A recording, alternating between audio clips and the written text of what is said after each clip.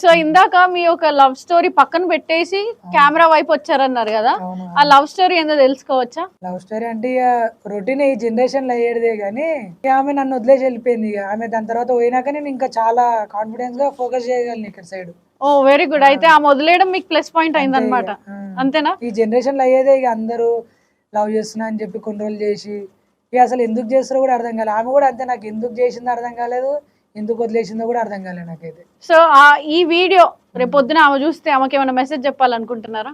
Future లో ఆమెను మీ ఛానల్లో గానీ అట్లా తీసుకుంటారా యాక్టింగ్ కి? ఇక మనం వదిలేసిపోయిన వాళ్ళనే అస్సలు దగ్గర కూడా రాని. ఏమైనా లాస్ట్ 2 words చెప్పండి, చూస్తుంటది. ఎక్కడున్నా మంచిగా ఉండాలి అబ్బో అంతే.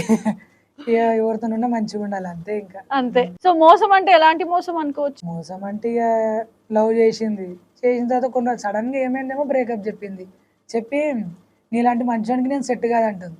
అది సింపుల్ డైలాగ్. అందరు ఇదే డైలాగ్ చెప్తారు. అదే ఇదేంద్ర బాబు అని చెప్పి నేను అనుకున్నాను. నా మైండ్ బ్లాక్ అయిపోయింది ఒక నిమిషం. మరి ఇదేంది ఇట్లా చెప్తుంది అని చెప్పి కొన్ని రోజులు అయితే చాలా బాధపడ్డా.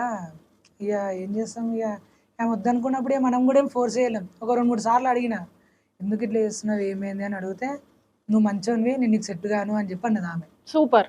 ఇక సో దగ్గరికి వెళ్ళి క్లాప్స్ కొట్టాల్సింది, వెరీ గుడ్ అని. ఇక ఏం చెప్తాం, ఇంకా అట్లా అయిపోయింది.